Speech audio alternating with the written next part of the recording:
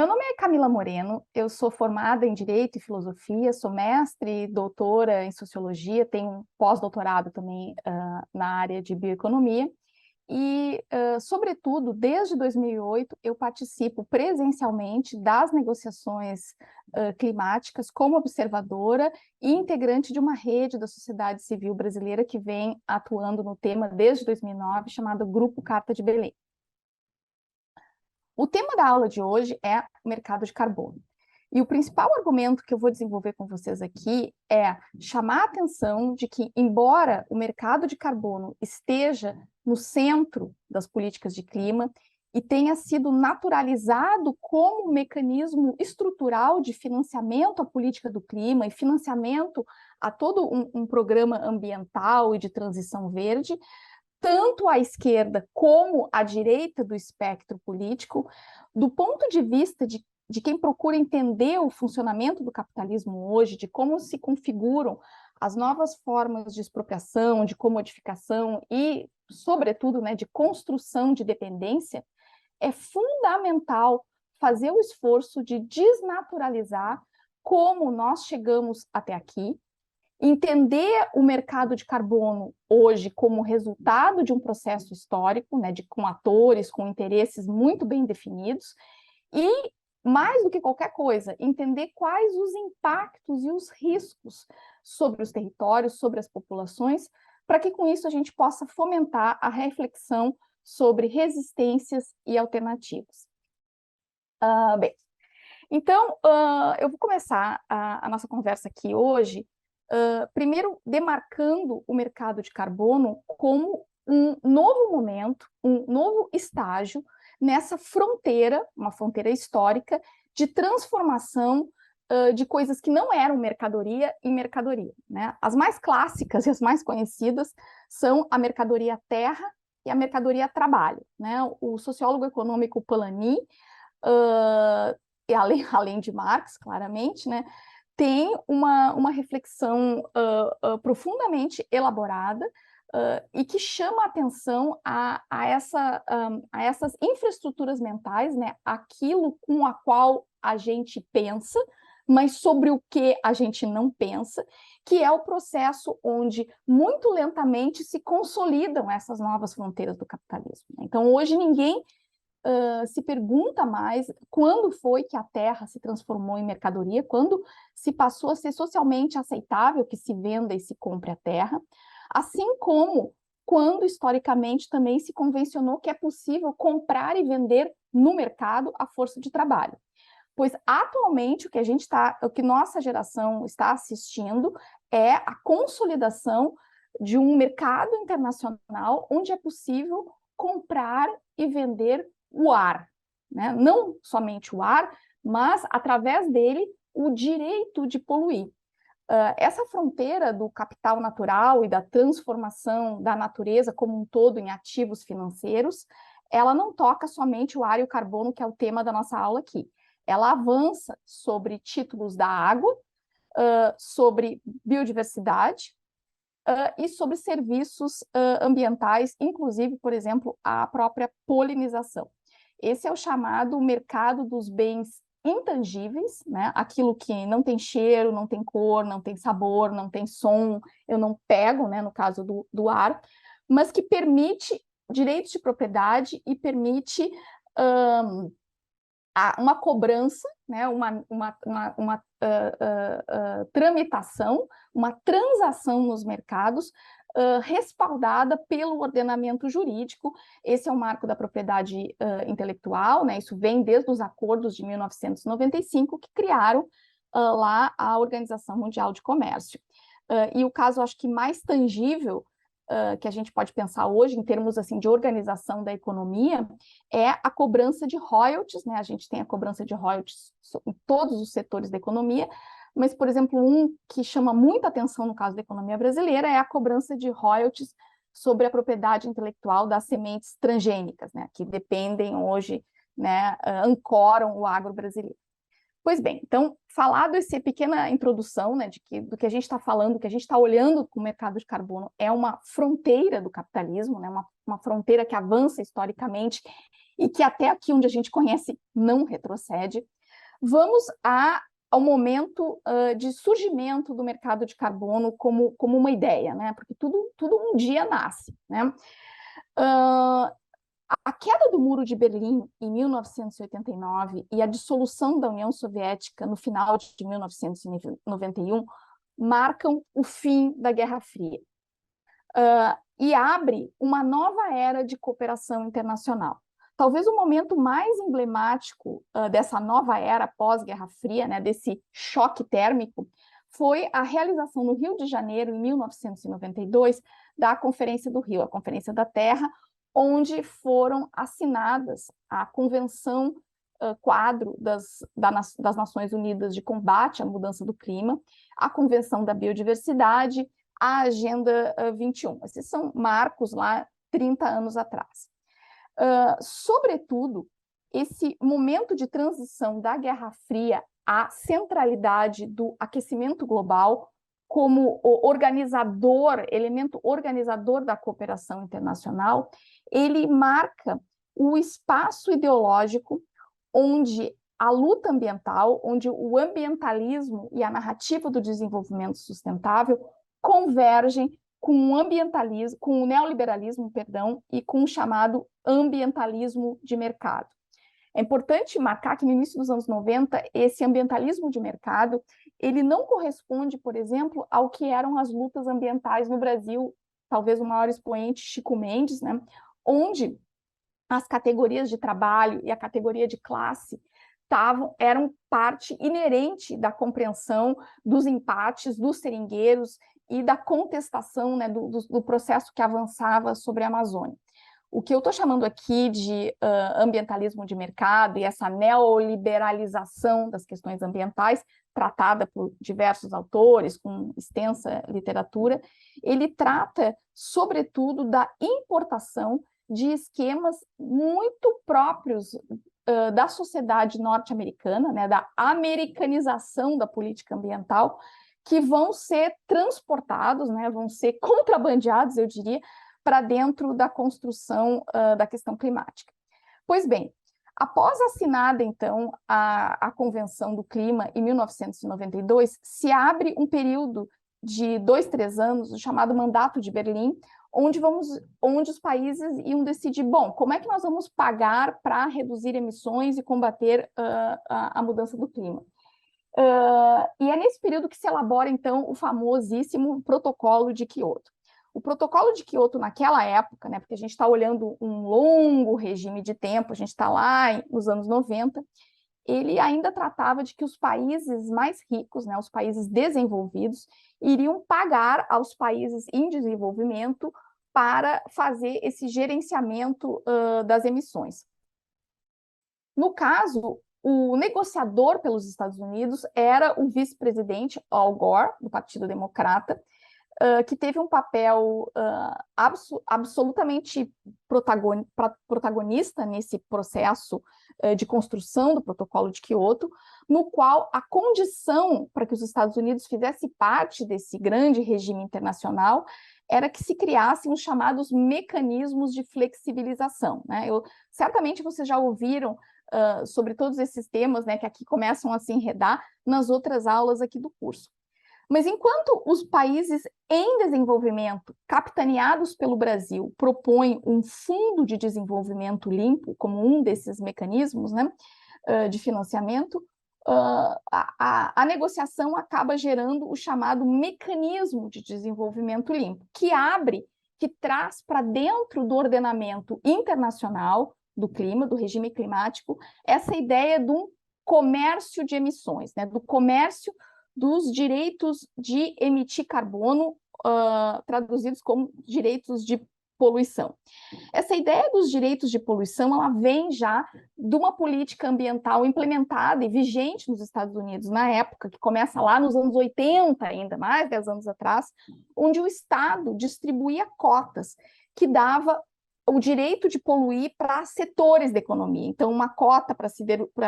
o setor siderúrgico, uma cota para a indústria cimentista, uma cota para o setor de fertilizantes, e as indústrias que tivessem dinheiro, quisessem investir, por exemplo, num novo filtro para a sua chaminé, colocariam esse filtro, ou seja, a sua poluição seria muito menor, e teriam, então, o direito de vender essa poluição não utilizada que elas tinham ganhado do Estado. E aí se começa a formar um mercado, primeiro local e depois nacional, do direito de poluir dentro da atmosfera ou do espaço, né, de ar dos Estados Unidos. Essa ideia de transformar isso num mercado global, ela é levada pelos Estados Unidos para a negociação como uma coisa absolutamente nova. Na época, os negociadores europeus ficaram muito impressionados, assim, era um pouco chocante a ideia, mas como assim? Quem tem o direito de vender o direito a poluir? Como que um mecanismo de mercado ele pode resolver questões que são inerentemente locais e de luta política e de discussão de modelo de desenvolvimento e de racismo ambiental, de justiça ambiental, conceitos, aliás, que não existiam formulados assim na época, mas os países acabam acordando, porque sem isso os Estados Unidos não entraria, e essa lógica, então, de que olharíamos o planeta como uma grande atmosfera e que uma poluição que poderia ser feita na Europa poderia ser, ao mesmo tempo, neutralizada, né, absorvida no Congo ou no Brasil, a partir, por exemplo, de florestas, ou que o Brasil fosse construir, hipoteticamente, uma termoelétrica, e queria emitir tantos créditos, tantas toneladas de carbono, mas poderia negociar, não, em vez disso eu faço, então, uma hidrelétrica, só que eu não tenho dinheiro, então eu pego um dinheiro do norte, de um país desenvolvido, que me paga, então, para construir uma alternativa mais limpa, e essa hidrelétrica, ao invés de uma termoelétrica, gera créditos, né, gera direitos de poluição para esse outro país. Então, no início, lá nos anos 90, era uma coisa muito nova, hoje é praticamente fato consumado, né? As pessoas pensam assim, com uma mentalidade mercantil, né? Eu dou, eu tiro, eu faço cashback, eu te faço um Pix, eu tenho milhas. São uma série de outros mecanismos que a gente usa na vida econômica cotidiana, mas que são parte, se a gente olha o processo de longo prazo, né, dessa crescente dominância de mecanismos de mercado sobre a forma da gente lidar com as relações sociais. No caso, a gente está falando aqui, né, de como é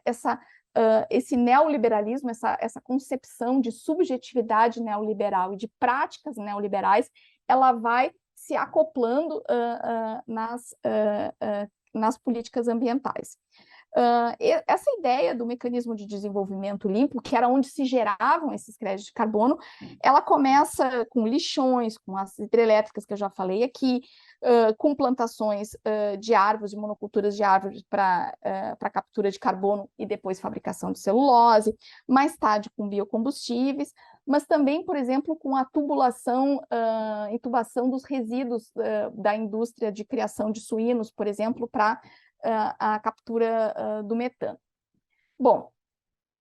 uma vez instalado no regime de clima, essa ideia insidiosa do mercado de carbono, que não era central, importante dizer, ela era uma parte dos mecanismos de financiamento, ela vai com os seus cotovelos, né, os seus cotovelos de aço, galgando os imaginários, galgando as narrativas ideológicas e galgando o espaço de formulação de política pública. Tanto que, de 95 a 97, quando é a formulação do Protocolo de Quioto, até 2015, né, 20 anos depois, com a assinatura do Acordo de Paris, o processo de descarbonização da economia global, né, o Acordo de Paris é uma nova etapa do regime, ele é depois do Protocolo de Quioto, depois que o Protocolo de Quioto perde a validade, né, porque ele já não responde, também não é um regime global. O Acordo de Paris, então, se reveste de tratamento universal para a questão climática, para a chamada descarbonização da economia, embora descarbonização não seja um conceito oficial, né, a gente usa muito, mas ele não foi acordado pelos países. Os países têm uma meta de redução de temperatura, né, de limite da temperatura, a descarbonização já é um jargão, né? Também muito mais a ver com o mercado de carbono. E no Acordo de Paris, a ideia de comprar e vender direitos de poluir, unidades de mitigação das emissões, ela assume um papel absolutamente central no tema das mudanças climáticas, assim como na geopolítica internacional, nas lógicas de cooperação internacional, né? Isso tem a ver com a agenda de desenvolvimento, por exemplo, os ODS, e de financiamento ao desenvolvimento através do Banco Mundial, do FMI, do Banco Interamericano, do BID de desenvolvimento, mas chave para entender, por exemplo, agora, né, a reinserção do Brasil na sua política externa, nessas novas dinâmicas, né, todas elas organizadas, né, com a espinha vertebral, a coluna vertebral que é a descarbonização e o papel do mercado de carbono nesse processo. Mas também a descarbonização, ela é fundamental para entender como funciona o capitalismo hoje e como funciona a economia hoje. Quando a gente fala da economia brasileira, dos processos que vão nos colocar nessa nova década, vão retomar a industrialização ou vão retomar o crescimento, a gente não está falando de uma economia idealizada, a gente está falando de uma economia que é globalizada, que é financiarizada e que é organizada, ela tem uma racionalidade a partir desse grande horizonte de descarbonização e de transformação da matriz dos combustíveis fósseis, etc. Tudo que vocês devem estar vendo aqui no curso. Mas também eu quero chamar a atenção aqui para o pessoal que é militante, que esse processo de casamento, né, de fusão da descarbonização com o mercado de carbono, com esse novo regime de governança ambiental global, ele fala também de um ponto de não retorno, de como a ecologia e o ambientalismo entraram na política através da politização da ecologia, mas da ecologização da política, e de como as lutas sociais que se organizam em torno dessa agenda são decisivas no cenário, no horizonte eleitoral, sobretudo para as novas gerações que estão vindo aí e que vão ser fundamentais, né, já foram, né, mas cada vez mais nas próximas eleições. Então, não há mais, insisto nesse ponto, não há mais como falar de economia fora de economia verde. E no coração da economia verde está o mercado de carbono. Quando eu falo economia verde aqui, ela tem vários sinônimos. Vocês podem conhecer como economia de baixo carbono, economia circular, bioeconomia, mas todas essas versões, ou nomes, ou programas, eles têm um denominador comum, que é aquilo que eu falei no início, né? Avançar sobre essa nova fronteira de comodificação, de trazer os chamados ativos ambientais para dentro do ordenamento jurídico, para dentro dos direitos de propriedade, para dentro não mais da lógica dos bens comuns, tal como são titulados pela Constituição brasileira, mas para dentro de lógica do mercado financeiro, de propriedade de títulos de ativos ambientais negociáveis. Então, se vocês querem uma imagem para guardar o que é um mercado de carbono, ele é a espinha dorsal, a coluna vertebral, a engrenagem central, o quadro de luz, né, a alavanca da transição verde. Isso já é assim na União Europeia, né, o maior e mais amplo programa de Pacto Verde, né, de transição verde que a gente tem, agora estruturado por estados nacionais, né, pelos 27 países do bloco, e a grande alavanca da transição verde é a emissão de títulos verdes, em inglês Green Bonds, onde o Estado o Estado Nacional passa a ser garantidor dessa dívida, que a gente está falando aqui de títulos, a gente está falando de negociação no mercado, a gente está falando de venda a futuro, né? De uma grande hipoteca dos territórios e dos processos produtivos em nome dessa transição verde. Como eu falei antes, esse mercado de carbono ele só opera dentro da legalidade, né, da legalidade do Estado de direito burguês, ou seja, ele precisa desse marco jurídico, ele precisa passar pelo Congresso, ser votado, né, no Congresso, no Senado, ser aprovado, ser instaurado na ordem, né, nessa ordem que protege a propriedade. E por isso a importância de não naturalizar essa ferramenta e dizer que só porque está aí é fato consumado. Aliás, me corrijo, usei a palavra ferramenta, né, que é a palavra que o discurso neoliberal gosta de chamar o mercado de carbono. Não é apenas uma ferramenta na nossa caixa de ferramentas para combater a mudança do clima. Não, ele não é. Ele é qualquer coisa menos uma inocente ferramenta. Bom, também já falei aqui que essa lógica de trazer as lutas sociais para dentro dos mercados e para a mão invisível dos mercados, ela atende ao capital financeiro, atende a esse momento da acumulação, onde eu preciso especular na fronteira dos intangíveis, porque eu tenho um planeta limitado e uma sede de lucro ilimitado. Mas eu também quero chamar a atenção de vocês de que todo o CO2, todo o carbono que é contabilizado e negociado nesses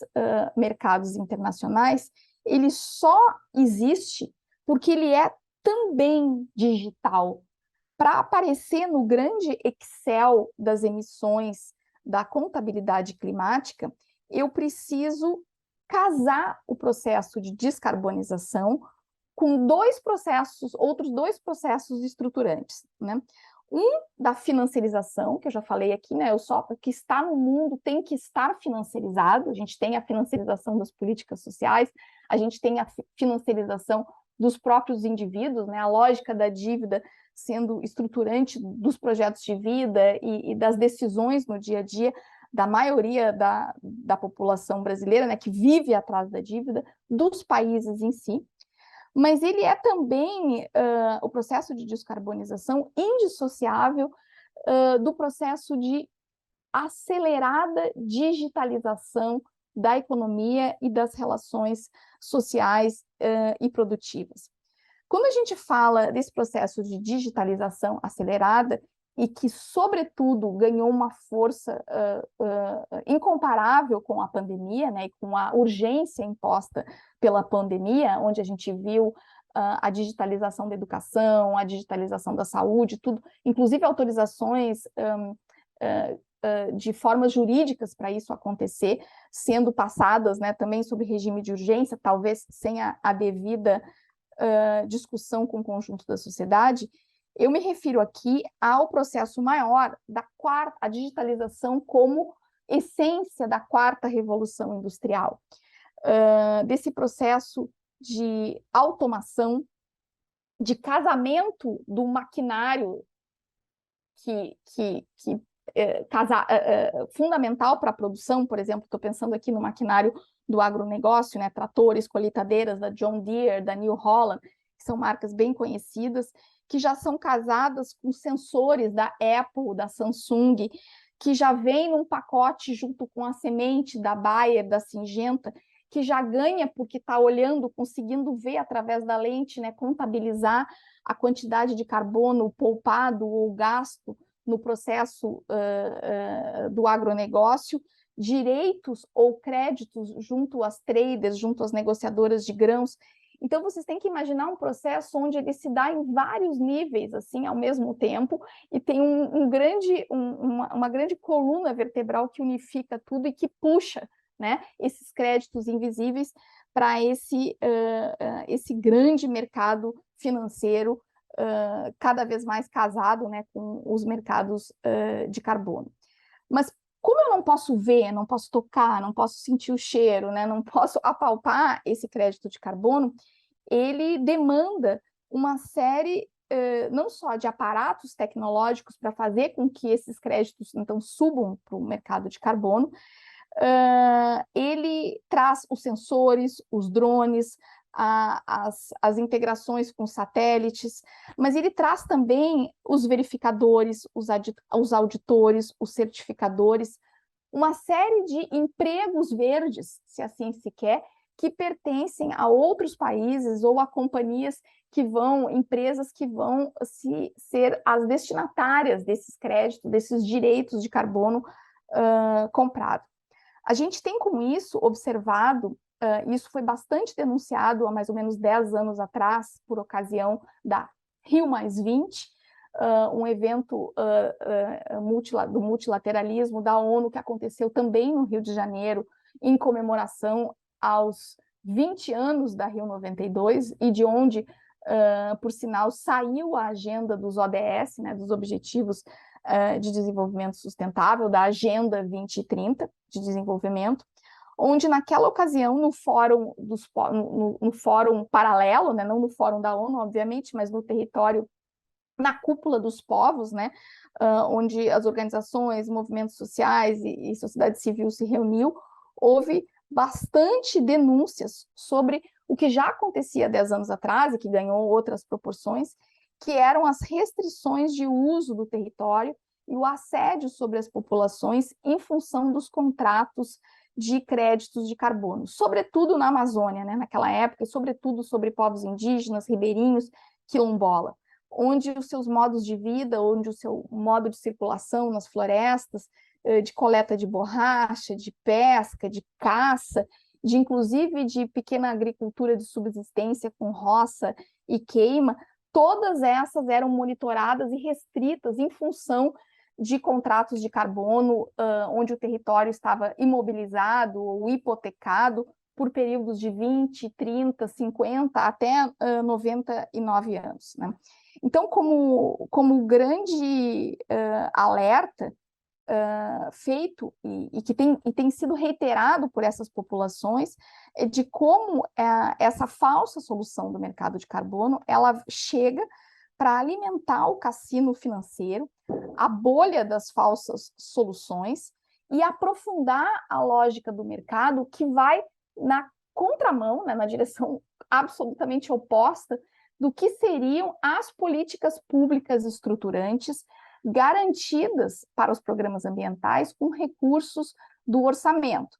E por isso é importante também chamar a atenção que o discurso político que defende o mercado de carbono, que conclama o mercado de carbono, com quero ver o mercado de carbono mostrar aí para o que veio, quero ver os países chegarem junto e colocarem dinheiro, é importante ter bastante claro que, como sempre, não há almoço grátis, né? Esse dinheiro, ele nunca vem de mão beijada desses países ou como uma dádiva dos países do norte para reparar o dano, né, a sua contribuição ao aquecimento global e às mudanças climáticas. Ele, via de regra, vem condicionado à adoção de pacotes tecnológicos, seja dos Estados Unidos, seja da Alemanha, seja do Japão, seja também, por que não, da China, porque na cooperação Sul-Sul a gente também vê isso. Mas ele vem também com condicionantes de acesso a mercados. Por exemplo, eu só vou comprar carne brasileira se essa carne se provar uma carne verde, uma carne carbono neutro, logo uma carne que possa ser rastreada com um QR Code desde a sua origem, e que o bife que eu estou tentando colocar no mercado europeu, por exemplo, ele se comprove que tem menos carbono do que um bife, por exemplo, que venha da Argentina. Então, a necessidade de criar uma nova competência entre os países do Sul, né, que tentam se inserir no mercado e ver quem é que consegue lá se adequar a critérios que não são seus, que são postos de fora. Então, a gente vê também o mercado de carbono como um elemento organizador de toda essa nova agenda de comércio que está colocada aí, uma agenda de comércio que pretende impulsionar a transição verde,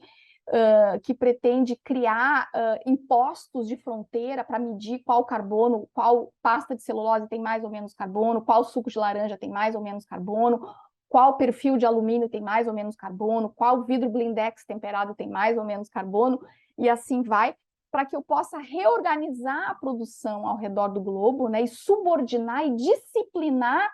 o processo de industrialização verde a partir, então, dessa métrica do carbono, né, desse discurso, onde o próprio mercado de carbono é ele que vai gerar, já que eu posso emitir dívida em função desse, né, e créditos em função desses créditos, o financiamento dessa própria transição. Então, não sei se já caminhando para a gente fazer uma sistematização, né, a gente podia pensar que não é só porque o mercado de carbono está aí que ele não seja contestado. A hegemonia do ambientalismo de mercado, ela se fez muito profunda ao longo das 3 últimas décadas. A gente lida hoje com uma subjetividade neoliberal, a gente vê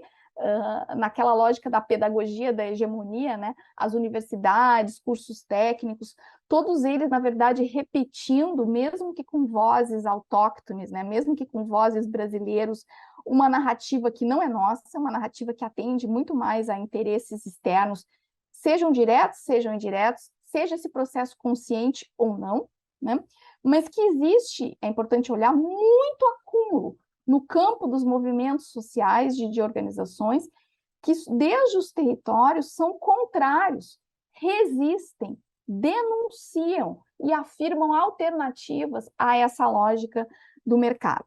Sobre o que eu estava falando antes, dessa distinção entre o caminho oposto, né, o que é o mercado de carbono e o que são as políticas públicas, esse processo de naturalizar o mercado, ele vem junto com uma ideia cada vez mais também, que hoje em dia se apresenta, sobretudo na Europa, como natural, de que os estados estão quebrados, né, os estados têm um limite, têm um teto de arrecadação, e que cada vez mais eu vou contar não com recursos públicos para fazer política pública, mas com recursos privados, né? Com recursos onde o Estado entra na lógica das PPPs, né? Das parcerias público-privadas, das parcerias público-privado-comunidade, né? PPPC, na agenda ESG, né? De governança social, ambiental das empresas, das corporações, das empresas transnacionais, e que o caminho, assim como é bastante visível já nas Nações Unidas, né, na ONU, para uma lógica de governo e de governança onde os atores públicos e privados estão cada vez mais no mesmo patamar, né, onde eu trago as empresas para sentar na mesa, elas são, de alguma forma, sócias do Estado, né, nesse atual estágio do neoliberalismo. Então, é tarefa de quem pensa a política a partir de uma compreensão, pensa e faz política a partir de uma compreensão marxista, historicizar esse processo de construção do mercado de carbono, não aceitar de forma alguma, não, mas o IPCC disse. O IPCC, que é o painel de científicos, né, que assessora as negociações do clima, tem que falar da ciência. No momento que um órgão de cientistas da atmosfera, de cientistas físicos, de cientistas químicos, começa a casar os seus cenários de emissão com uma alavanca que é uma construção ideológica, né, que é naturalizar o mercado, eu acho bastante problemático a gente continuar chamando isso como um aporte científico. No momento que eu trago o custo, o cálculo do custo e benefício das emissões para dentro de pacotes tecnológicos, para simular, né, o que eu preciso usar para reduzir as emissões, eu estou vendendo de forma casada e embutida, e de uma forma que não é clara para a maioria da população, que ali já tem pacote tecnológico, já tem patente, já tem cobrança de royalties, já tem um modelo, já tem uma indústria nacional que não é a nossa, que está sendo disseminado, né? Então, retomando, é uma tarefa de quem pensa e, sobretudo, faz política a partir de uma compreensão marxista, historicizar esse processo e entender como que a forma mercadoria, como os processos de comodificação, como eu falei no início, né, a mercadoria terra, a mercadoria trabalho, elas não caíram do céu no 7º dia da criação, né, para quem, se a gente segue a narrativa da Bíblia. Elas foram criadas a partir de um processo de luta, um processo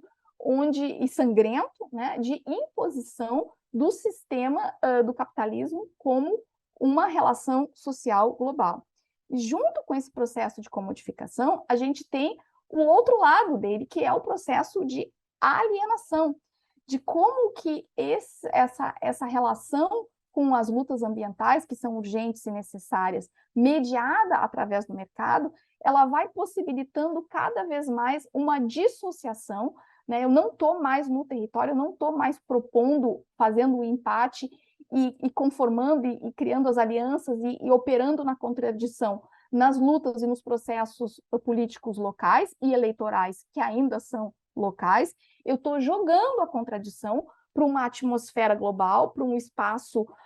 onde 9 fora igual a 0, e onde, por exemplo, uma luta contra uma instalação de uma siderúrgica poluente, por exemplo, na zona oeste do Rio de Janeiro, pode seguir adiante, apesar de todo o impacto na população, de toda a luta ali, falando no caso, por exemplo, de quem conhece da TK-CSA, que foi aqui na zona oeste do Rio, porque ele está sendo neutralizado em algum outro país que estaria, né, através do mercado de carbono, retirando o carbono da atmosfera em outro lugar, ou ainda,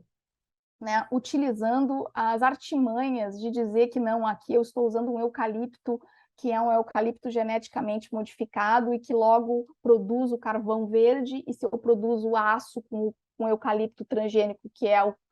faz o carvão verde, então eu vou ter no final o produto que é o aço verde, que é um aço supostamente com menos conteúdo de CO2, então eu posso continuar produzindo aço, ferro-gusa, sem perguntar, né, para quê e para quem, né, sem colocar em questão esse processo de desenvolvimento a que necessidades atende. E para concluir, reforçar essa ideia de que mercado de carbono, descarbonização, são impensáveis, e toda a política de clima, sem entender que o meio, a infraestrutura através do qual ele se dá, é a transformação digital, é a quarta revolução industrial, é o processo de automação, é um e único processo que converge, altamente financiarizado, com um impacto brutal sobre os trabalhadores, sobre o emprego, sobre o sentido da organização social numa nova lógica de industrialização, toda ela globalizada, sem a fábrica, sem o espaço da unidade, da solidariedade, e que quando a gente fala de mercado de carbono, em essência, a gente está falando de hipotecar o futuro, onde o lastro sempre é e sempre vai ser o território, onde o lastro também são os processos produtivos que os países se comprometem para atingir as metas e sobre os quais essas metas, se não atendidas, num futuro bem próximo, vão começar a gerar impactos aos países, no sentido de que, se eles não cumprem com a meta, eles não vão poder participar dessa nova ordem da circulação das mercadorias pautada, né, pelo horizonte do capital natural e do capitalismo verde. Então, eu acho que com isso a gente fecha essa reflexão aqui, e eu espero que vocês consigam ligar com todos os outros conteúdos que foram trabalhados no programa até aqui. Eu acho que procurei trazer com bastante ressonância e com bastante possibilidade de costura para que isso forneça elementos para, mais do que qualquer coisa, discutir juntos e pensar a construção de alternativas e de transformações que sejam profundamente ecológicas, mas também emancipadoras dessa sociedade brutal, dessa sociabilidade brutal do neoliberalismo, para o qual, né, ele tenta mostrar que não há alternativas, mas que a gente está aqui justamente afirmando, né, a necessidade da esperança e de construir outras formas. Muito obrigada.